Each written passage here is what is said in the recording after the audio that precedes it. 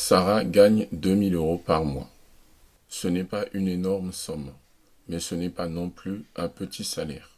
Quand elle a décroché son CDI, elle s'est dite que ses problèmes d'argent allaient enfin disparaître. Elle imaginait déjà tout ce qu'elle allait pouvoir faire. Épargner, voyager, investir, construire quelque chose. Au début, elle était même persuadée qu'elle finirait rapidement par mettre plusieurs centaines d'euros de côté chaque mois. Mais aujourd'hui, des années plus tard, son compte bancaire raconte une toute autre histoire. Le 25 du mois, il ne reste presque plus rien. Et à chaque mois, elle se pose exactement la même question. Où est passé mon argent? Si toi aussi tu t'es déjà posé cette question, reste bien jusqu'à la fin de cette vidéo, parce que tu vas découvrir que le problème n'est peut-être pas ton salaire. Un mois tout à fait normal. Le salaire tombe, comme tous les mois. Sarah souffle. Enfin, elle regarde son compte. 2 000 €. Pendant quelques secondes, elle a cette sensation agréable, celle d'avoir de la marge. Alors elle commence. Le loyer, les assurances, l'électricité, le téléphone, Internet, les courses, l'essence, tout ce qu'il faut payer. Et jusque-là, tout est normal. Puis arrivent les petites dépenses. Un café avec une collègue, une commande sur Internet, un restaurant le samedi, une sortie cinéma, un nouvel abonnement, une paire de chaussures en promotion, une livraison parce qu'elle rentre tard. Rien d'extraordinaire, aucune folie, juste la vie. Une vie que des millions de personnes vivent chaque mois. Sarah ne se considère pas comme dépensière. Elle ne collectionne pas les sacs de luxe. Elle ne change pas de téléphone tous les 6 mois. Elle ne fait pas n'importe quoi. Au contraire, elle essaye même de faire attention. La petite phrase qui revient tous les mois. Puis le 25 arrive. Elle ouvre son application bancaire. Elle regarde son solde. Et là, toujours la même sensation. Déjà, elle ne comprend pas. Elle a pourtant fait attention. Elle réfléchit. Elle repasse son mois dans sa tête. Mais elle ne trouve pas le gros achat qui explique tout. Parce qu'il n'y en a pas. Et c'est justement ça le problème. Son argent n'est pas parti à cause d'une énorme dépense. Il est parti petit morceau par petit morceau, sans qu'elle s'en rende compte. Alors elle se fait une promesse. Le mois prochain, ce sera différent. Le mois prochain, j'épargne. Le mois prochain, je ferai plus attention. Le mois suivant arrive. Le salaire tombe. Et sans même s'en rendre compte, le même film recommence. Elle pense que le problème est son salaire. À force de revivre cette situation, Sarah finit par tirer une conclusion. Je ne gagne pas assez. Après tout, si elle gagnait 500 € de plus, elle pourrait sûrement épargner. Si elle gagnait 1 000 € de plus, elle serait enfin tranquille. Cette idée paraît logique. Et pourtant, elle est parfois trompeuse. Parce qu'il existe une réalité que beaucoup de personnes découvrent seulement après une augmentation. Leur salaire augmente, mais leurs dépenses augmentent aussi. Petit à petit, sans qu'elles s'en rendent compte, un appartement un peu plus grand, une voiture un peu plus récente, des restaurants un peu plus fréquents, des vacances un peu plus confortables. Le niveau de vie augmente et l'épargne reste au même niveau. Parfois même, elle disparaît complètement. Le problème de Sarah, ce n'est pas son salaire. Ce n'est pas non plus un manque de volonté. Sarah veut sincèrement mieux gérer son argent. Le vrai problème, c'est l'ordre dans lequel elle utilise son salaire. Comme la majorité des gens, elle paye d'abord ses obligations, puis elle profite de ce qu'il reste. Et seulement à la fin du mois, elle essaye d'épargner. Le problème, c'est qu'à la fin, il ne reste presque jamais rien.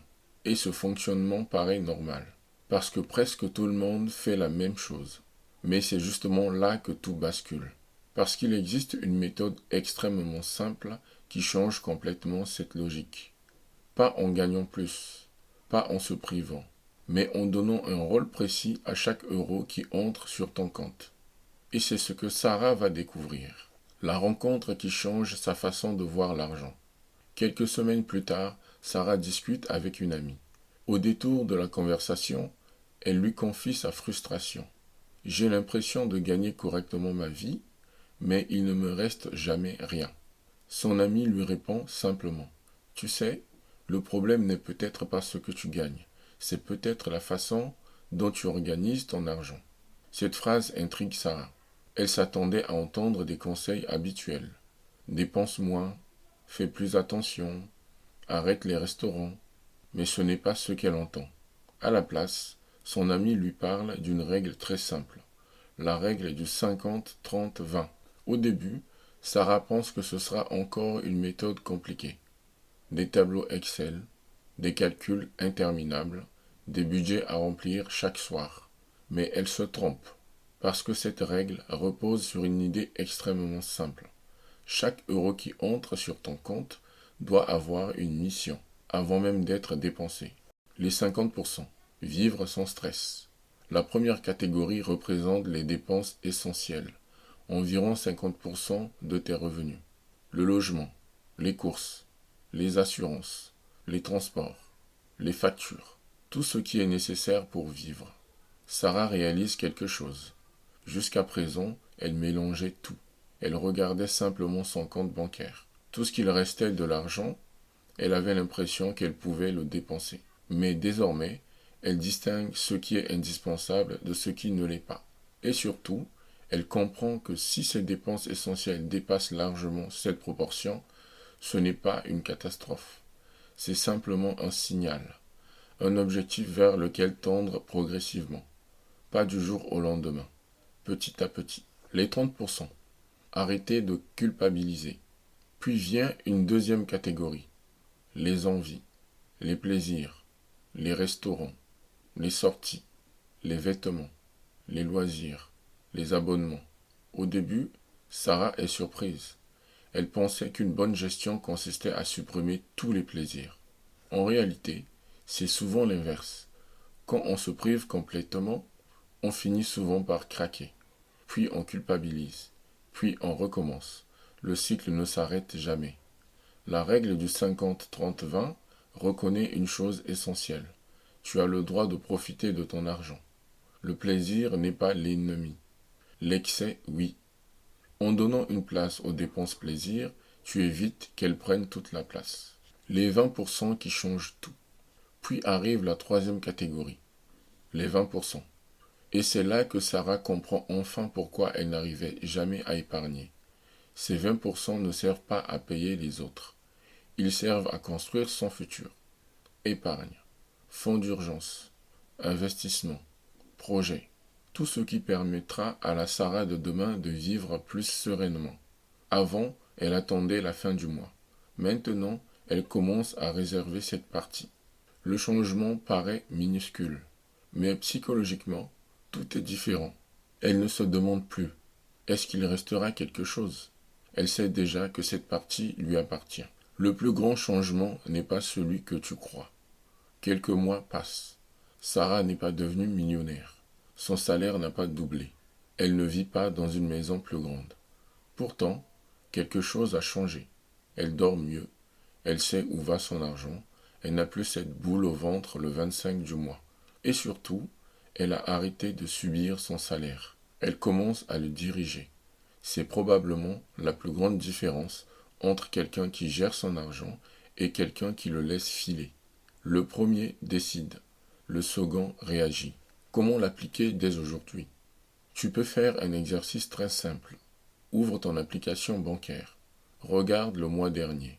Classe toutes tes dépenses en 3 catégories. Les dépenses essentielles, les dépenses plaisir, les dépenses qui construisent ton avenir. Ne cherche pas à être parfait.